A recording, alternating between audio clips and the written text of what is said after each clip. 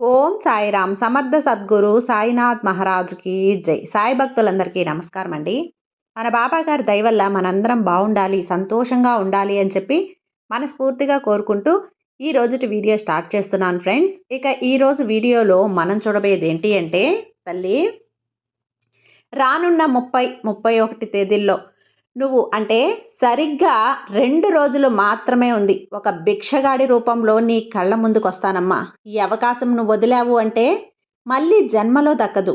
ఎంతో అదృష్టం ఉంది కాబట్టే ఈ సందేశం నీ చెవిన పడుతుంది. కాబట్టి ఈ వచ్చిన అవకాశాన్ని, ఈ సందేశాన్ని వదులుకోకుండా చివరి వరకు వింటేనే నీకు పూర్తిగా అర్థమవుతుంది. ఇక అది ఏంటో తెలుసుకోబోయే ముందుగా మన ఛానల్లో గనక ఎవరైనా సరే కొత్తగా వీడియోని గనక చూస్తూ ఉన్నట్లయితే ప్లీజ్ సబ్స్క్రైబ్ చేసుకోండి ఫ్రెండ్స్. వీడియో నచ్చితే గనక లైక్ చేయండి, షేర్ చేయండి, కామెంట్ చేయండి. ఇక వీడియోలోకి వెళ్ళబోయే ముందుగా ఒక్కసారి మనకు తెలిసిన గురువుగారండి, షిరిడి సాయిబాబా ఆశీస్సులతో జ్యోతిష్యం చెప్తున్నారు గురూజీ సుబ్రహ్మణ్యం రాజు గారు, నెంబర్ 1 వశీకరణ స్పెషలిస్ట్. వీరి మొబైల్ నెంబర్ 9908224144. ఎలాంటి ప్రాబ్లం ఉన్నా సరే కేవలం ఫోన్ ద్వారా పూజలు చేసి పరిష్కరించేస్తారు. నేరుగా వెళ్లాల్సిన పని లేదు. పర్సనల్గా మీట్ అవ్వాల్సిన అవసరం కూడా లేదు. ఉన్న చోటనే కదలకుండా, మూడో కంటికి తెలియకుండా మీ మొండి సమస్యలను సైతం మీరు పరిష్కరించుకోవచ్చు. ప్రేమ, పెళ్లి, ఉద్యోగం, రాజకీయం, విదేశీ ప్రయాణం, ధనం నిలకడగా లేకపోవటం, భార్యాభర్తల మధ్య గొడవలు, ఆస్తి తగాదాలు, అప్పుల బాధలు, స్త్రీలు పురుషులు ఎటువంటి గుప్త సమస్యలున్నా సరే నెంబర్ 1 వశీకరణ స్పెషలిస్ట్.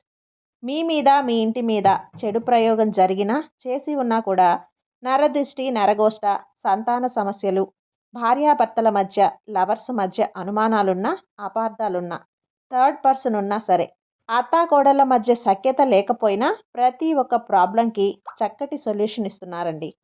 మీ వివరాలన్నీ కూడా సేఫ్ అండ్ సెక్యూర్గా ఉంచుతారు.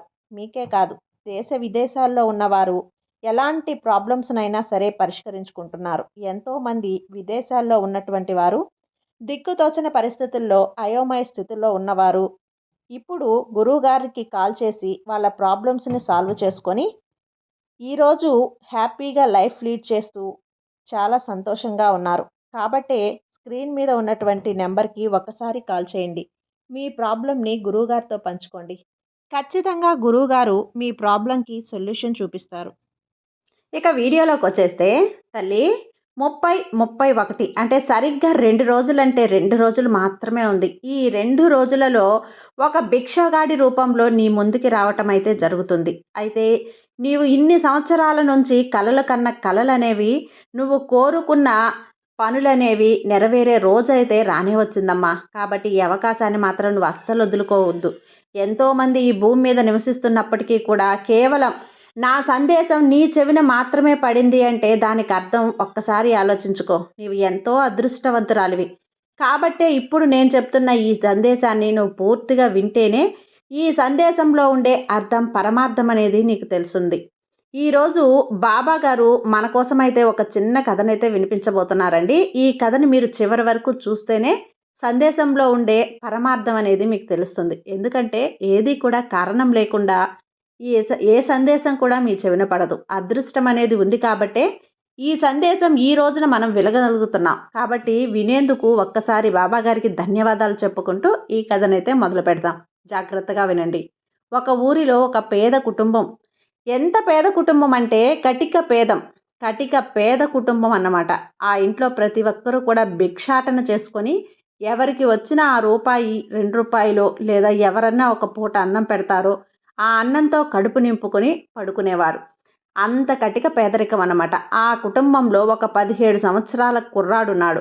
ఆ 17 సంవత్సరాల కుర్రాడు రోజు అడుక్కోవటం, ఇంటికొచ్చి చూసేసరికి మనశ్శాంతి లేకుండా ఇంట్లో గొడవలు, అడుక్కు తినే బ్రతుకు, అదంతా కూడా అంటే ఎంతైనా కానీ మరి అంత పేదరికం అంటే ఆ ఇంట్లో గొడవలు, చికాకులు, ఇబ్బంది, మనశ్శాంతి లేకపోవటాలు ఇవన్నీ కూడా సహజమే. కాబట్టి ఆ అబ్బాయి ఇంటికి వెళ్ళాలంటే చాలా తలనొప్పిగా అనిపించేదన్నమాట.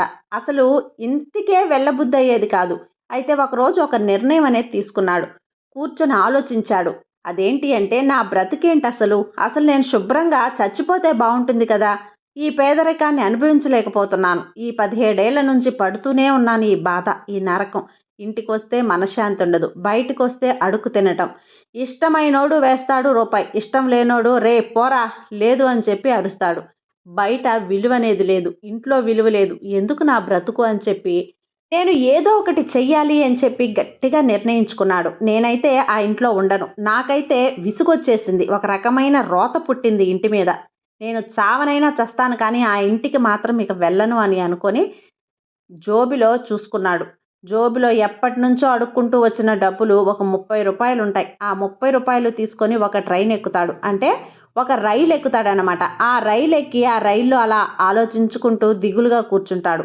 ఇక సరిగ్గా ట్రైన్ బయలుదేరుతున్న సమయానికి ఒక అడుక్కునే వ్యక్తి అంటే భిక్షగాడు, అంటే భిక్షాటన చేసుకుంటూ ఆ అబ్బాయి దగ్గరకు వస్తాడు. బాబు అని చెప్పి చెయ్యి చాపుతాడు. ఆ అబ్బాయి మనసులో అనుకుంటాడు, తనకు తినడానికి తిండి లేదు కానీ మెనకొక డోలు అన్నట్టు నేనే అడుక్కు తినేవాడిని, మళ్ళీ నన్ను అడుక్కు తింటున్నాడికి ఇతనొచ్చాడు అని చెప్పి మనసులో అదంతా కూడా బాధగా అంతా పెట్టుకొని అబ్బా లేదు లేదు పక్కకు వెళ్ళిపో అని చెప్పి అంటాడు. ఆయన పండు ముసలతను. ఆ అడుగు తినే వ్యక్తి బాగా అంటే ఒక రాలిపోయే ఆకు ఎట్లా ఎండిపోయి మిగిలిపోతుందో అలా ఆ ముసలి వ్యక్తి కూడా అలా పండు ముసలన్నమాట. అయితే ఆ అబ్బాయి కేసు చూసి బాబు నువ్వు ఏదో సమస్యతోటి బాధపడుతున్నావు, నీ బాధ ఏంటి నాయనా, నీ బాధ ఏంటో నాతో చెప్పు అని చెప్పి నెమ్మదిగా అడుగుతాడు. అయితే పైనుంచి కిందకి కింద నుంచి పైకి ఆ కుర్రాడు ఆ భిక్ష అడిగే వ్యక్తిని తదేకంగా చూస్తాడు. ఏంటి నువ్వు అసలు చెప్పుకునేది, కాదులే వెళ్ళు, వెళ్ళి నాకు విసుగ్గా ఉంది కానీ అటు వెళ్ళిపో, విసిగించకయ్యా అని చెప్పి కసురుతాడు, విసిగించుకుంటాడు. ఎంత చేదరించుకున్నా కూడా ఆ పిల్లోడు మళ్ళీ ఆ పెద్దాయన లేదు లేదు బాబు, నేను ఎన్నో బాధలు పడ్డాను, ఎన్నో రకాల బాధల్ని నరకాలని చూశాను. నువ్వు బాధపడుతున్నావు ఏదో నాకు తెలుస్తుంది, ఆ విషయం గురించి నాకు అర్థమవుతుంది. నువ్వు చెప్పు ఏంటో నీ సమస్య గురించి, నేను తీర్చగలనా అని చెప్పి నాకు అనిపిస్తుంది, చెప్పు అని గట్టిగా అడుగుతాడు. ఇక పరిస్థితి, మా ఇంటి పరిస్థితి, నా పరిస్థితి 17 ఏళ్ల నుంచి నేను అడుక్కునే తింటున్నాను, నేను అవన్నీ కూడా చెప్తాడనమాట ఆ అబ్బాయి. ఈ విధంగా ఇంకా ఆ భిక్షగాడు అతనికి ఒక జోలులో నుంచి బాగా నలిగిపోయినటువంటి మెత్తగా అయిపోయినటువంటి ఒక లాటరీ టికెట్, అంటే లాటరీ టికెట్ అంటారు కదండి, అదనేది తీసి అతని చేతిలో పెడతాడు. బాబు ఇది నేను నిన్ననే కొన్నాను ఈ లాటరీ టికెట్, ఇది నీ దగ్గర ఉంచుకో, బహుశా నీకు అదృష్టం కలిసి వస్తే రేపొద్దున నీకు లాటరీ తగలొచ్చేమో, నువ్వు కోటీశ్వరుడిగా మారొచ్చేమో అని చెప్పి చెప్తాడనమాట. అయితే ఆ ముసలాయన నాకు ఎందుకో గోల, ఈ టికెట్ తీసుకుంటే నన్ను ఎదిలి వెళ్ళిపోతాడులే, ఏంది ఒకటేమైనా మా నస పెడతా ఉన్నాడు ఈయన, ఏంటి ఏంటి అని అడుగుతా ఉన్నాడు. ఈ లాటరీ టికెట్ ఏదో నేను తీసేసుకుంటే ఇక్కడి నుంచి వెళ్ళిపోతాడు, నాకు మనశ్శాంతిగా ఉంటుంది, ఈ ముసలాయనతో నాకెందుకు గోల అని చెప్పి అనుకుంటాడు. అక్కడి నుంచి ఆ లాటరీ టికెట్ అనేది తీసుకొని వదిలి వెళ్ళిపోతాడు. ఇక ఈయన మొహం నేను చూడలేకపోతున్నాను, నాకు చాలా చిరాగ్గా అనిపిస్తుంది, ఈ టికెట్ తీసుకుంటాను, ముందు అటు నా వెళ్ళిపోతే ఈయన నాకు అదే చాలు అని చెప్పి అనుకొని ఆ చేతిలో టికెట్ అతను ఇవ్వగానే తీసేసుకొని నమస్కారం అని చెప్తాడనమాట. ఆ పెద్ద ఆయన కూడా ట్రైన్ దిగి వెళ్ళిపోతాడు. ఇంకా అలా ఆలోచించుకుంటూ అలా నిద్రపోతాడు. నిద్రపోయిన తర్వాత కొంచెం తెల్లవారుతుంది. తెల్లవారడం అంటే అప్పుడే ఇక నైట్ తెలియకుండానే నిద్రలోకి వెళ్ళిపోయాడు, బాగా గాఢ నిద్ర. ఉదయం అవుతుంది. ఉదయం అయిన తర్వాత ఇంకా ఆ జేబులో టికెట్ని చూసుకుంటాడు. ఆ టికెట్ని చూసుకొని ఏదో మనసులో మనుషులే కదా, మనిషి కదా, మనుషులకు ఎలాగైనా ఆశ అనేది ఉంటుంది కదా, అలాగే ఆ అబ్బాయి కూడా ఆశ అనేది కలిగింది. తెల్లారి అందరూ కూడా పేపర్లు చూస్తూ ఉండారు. ఇట్లా లాటరీ టికెట్ నెంబర్ ఎవరో అదృష్టవంతులకి తగిలింది, ఈ 3 కోట్లు వచ్చాయన్నమాట. ఆ ఎదుట కూర్చున్న అతను కూడా అంటే ఈ బాబు వింటాడు. ఈ 15 ఏళ్ల బాబు విని ఆ యొక్క ఒకసారి పేపర్ ఇవ్వండి అని చెప్పి ఆ పేపర్ని తీసుకుంటాడు. ఆ టికెట్ తీసుకొని ఆ నెంబర్లు అవన్నీ కూడా చెక్ చేసుకుంటాడు. అలా చెక్ చేసుకుంటే ఏమవుతుంది, అదృష్టం. ఆ 2 నెంబర్లు కూడా ఒకటే అవుతాయి. ఒకసారి అతను అదృష్టం మీద అతనికే ఇన్నేళ్ళు నేను పడ్డ నరకం ఇప్పుడు నాకు ఒక సంతోషంగా మారబోతుంది, ఇతని మీద ఇతనికి డౌట్ వస్తుంది. ఈ పేపర్ చదివి ఆయనకి ఈ టికెట్లో ఉన్న నెంబరు ఈ పేపర్లో ఉన్న నెంబరు ఒకటేనా అని చెప్పి చూస్తాడు. అవును బాబు ఒకటే, అబ్బో నీకు 3 కోట్ల లాటరీ తగిలిందిగా, నీకు భలే అదృష్టవంతుడిగా అని చెప్పి అనుకుంటావు కదా అనేసరికి మనసుకు చాలా సంతోషం వేస్తుంది. ఎంత అడుక్కు తిన్నా కూడా అడుక్కునే వాళ్ళకి చాలా న్యాయం అనేది ఉంటుంది. ఇది నాది కాదు, ఇది ఆ పెద్ద ఆయన ఇచ్చిన లాటరీ టికెట్, పాపం ఆయన ఏదో సహాయం చేద్దాం అనుకొని నాకిచ్చాడు. నన్ను కాసేపు సంతోషపెడదాంలే అని చెప్పి నాకిచ్చాడు. కానీ అతను ఈ టికెట్ తీసుకొని నేను సంతోషపడటం, నేను కోటీశ్వరిని అవ్వటం కరెక్ట్ కాదు. అతను ఎక్కడున్నాడో వెతుక్కుని వెళ్ళి ఇవ్వాల్సిందే అని చెప్పి ఆ రైలు దిగి ఆ స్టేషన్ అంతా కూడా వెతుకుతాడు. టీ కొట్టు దగ్గర వెతుకుతాడు. అటుపక్క ఏదైనా చైర్స్‌లో కూర్చొని ఉంటాడా అని వెతుకుతాడు. ఎక్కడా కూడా ఉండడు. కనపడని వాళ్ళందరినీ కూడా అడుగుతాడు. ఇక్కడ పెద్దాయనుండాలి, ముసలాయనుండాలి, భిక్ష అడుక్కుంటూ ఉంటాడు కదా! అడుక్కు తింటూ ఉంటాడు. అతను ఏమన్నా మీకు కనిపించాడా? ఇలా అంటాడు. అతని రూపురేఖలన్నీ కూడా చెప్తాడు, వర్ణిస్తాడు. ఎవ్వరిని అడిగినా కూడా మాకు తెలియదు, మాకు తెలియదు అని అంటారనమాట. ఇలా అడిగి, అడిగి అలసిపోయి కాస్త టీ తాగుదాం కదా అని చెప్పి బాగా నీరసం వచ్చేసరికి పొద్దున్నే ఇదంతా కూడా చిరాకుగా అనిపించింది. ఒక టీ పెట్టుకొని ఆ టీ చెప్పి కూర్చుంటాడు. టీ కొట్టు దగ్గర టీ తాగుతూ ఆయన అడుగుతాడనమాట. ఇట్లా ఒక పండు ముసలాయన నేను నా దగ్గరకు వచ్చాడు. టికెట్ ఇచ్చాడు. ఈ టికెట్లో ఉన్న నెంబర్లు ఈరోజు పేపర్లో వచ్చిన నెంబరు ఒకటే. 3,00,00,000 లాటరీ తగిలింది. పాపం ఆ వ్యక్తి ఎక్కడున్నాడో ఆ వ్యక్తి నాకు కనిపించడం లేదే. ఆ వ్యక్తి మీకు ఎవరైనా తెలుసా? ఆ టికెట్టు టీ కొట్టు ఆయన చెప్తాడనమాట. ఇక్కడ నేను దగ్గరగా 15 ఏళ్ల నుంచి టీ కొట్టు పెట్టుకొని నడుపుతూ ఉన్నానయ్యా. నాకు తెలిసి అసలు ఈ స్టేషన్‌లో అటువంటి ముసలి వ్యక్తి ఎవ్వరు కూడా లేరు. నువ్వు ఏదో భ్రమపడుతున్నావు. అయినా కూడా ఏది ఆ టికెట్ ఒకసారి ఇటివ్వు అని చెప్పి ఆ టికెట్ వెళ్ళి చూస్తే, అయ్యో భలేవాడివే! ఈ టికెట్ నా దగ్గర నువ్వు కొన్నదే. నిన్న బాగా గుర్తు తెచ్చుకో. నిన్న ఒక వాటర్ బాటిల్ అడిగావు. నువ్వు వాటర్ బాటిల్ అడిగిన తర్వాత ₹20 కాగితం ఇస్తే ఆ చిల్లర నా దగ్గర చిల్లర లేదని చెప్పి అడిగితే ఆ వాటర్ బాటిల్ నీకిచ్చి నీకు ఈ టికెట్ ఇచ్చాను. ఆ టికెట్ తీసుకొని నువ్వు జేబులో పెట్టుకున్నావు. నేనేగా నీకు టికెట్ ఇచ్చింది. అసలంత మైండ్ లేకుండా అలా ఎలా మర్చిపోయావయ్యా? నిన్న కలగన్నావా ఏంది? ఒక ముసలాయనొచ్చి నీకిచ్చినట్లుగా. ఈ టికెట్‌లో ఉన్న నెంబరు, ఈ పేపర్‌లో ఉన్న నెంబరు ఒకటే. నీకు 3,00,00,000 వెళ్ళి తీసుకో పో. ఈ టికెట్ ఇచ్చింది నేనే.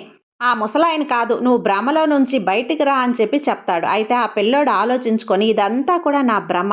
నేనిట్లా భ్రమపడ్డానా? ఇదేంటి నా జీవితంలో ఇలా జరిగిందేంటి? ఇలా భ్రమపడ్డానంటే ఆ అబ్బాయికి కష్టాలు పడి పడి విసుగొచ్చేసి ఆ అదృష్టాన్ని కూడా ఆ అబ్బాయి నమ్మలేకపోతున్నాడు. ఒక కల అనుకొని చెప్పి అనుకుంటున్నాడు. ఒక రకమైన డిప్రెషన్ అలాంటిదన్నమాట. అలా మానసికంగా ఆ అబ్బాయి అలా కృంగిపోయాడు. అలా లోకంలోకి వెళ్ళిపోయాడు.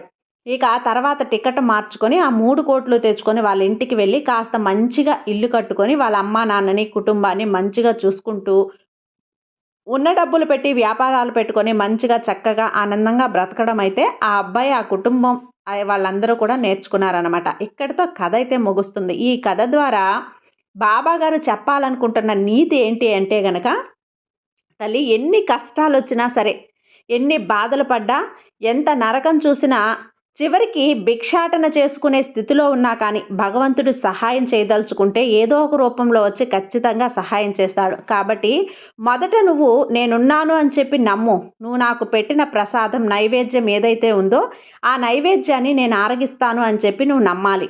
నువ్వు నా పాదాల మీద పడి నిజంగా నువ్వు నా పాదాలనే తాకుతున్నావని చెప్పి నీ బాధ నాతో స్వయంగా చెప్పుకుంటే నేను వింటున్నాను అని చెప్పి నువ్వు నమ్మి తీరాలి. అంతేకాకుండా నువ్వు చేసే ప్రతి పని కూడా ఆనందంగా చేయాలి.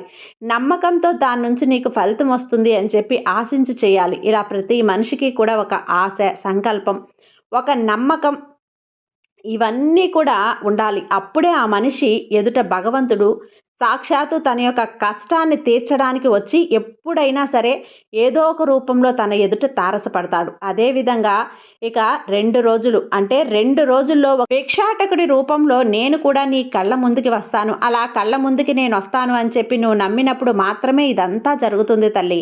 ఈ అవకాశాన్ని వదులుకోవద్దు. నీ బాధల్ని, కష్టాల్ని, కన్నిటిని పూర్తిగా తుడిచి నీ జీవితంలో కొత్త సంతోషాలు, కొత్త ఆనందాలు నింపటానికి నేను నీ జీవితంలో అడుగు పెట్టబోతున్నాను. నేను నీకు దర్శనం ఇవ్వబోతున్నాను. కనుక నేనున్నాను అని నమ్మి నా కోసం ఎదురు చూస్తూ ఉండు.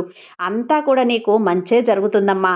నీ బాధలు, కష్టాలు అన్నీ కూడా పూర్తిగా తుడిచిపెట్టుకుపోయే రోజు అనేది రానే వచ్చేసింది. నీ జీవితంలోకి అదృష్టాలు, ఆనందాలు పెట్టే రోజు రానే వచ్చింది. కాస్త ఓర్పుగా ఉండు. కాస్త నెమ్మదిగా ఉండు. దేని గురించి ఆలోచించకుండా మనసుని ప్రశాంతంగా ఉంచుకునే ప్రయత్నం చేయి తల్లి. నీ బాబా మీద నమ్మకంతో ఉండు. నీకంతా శుభమే జరుగుతుంది. కాబట్టి నీ బాబా నీకు తోడున్నంత వరకు నువ్వు ఎలాంటి భయము పడాల్సిన అవసరం లేదు. సర్వే జన సుఖినో భవంతు. జై సాయిరాం.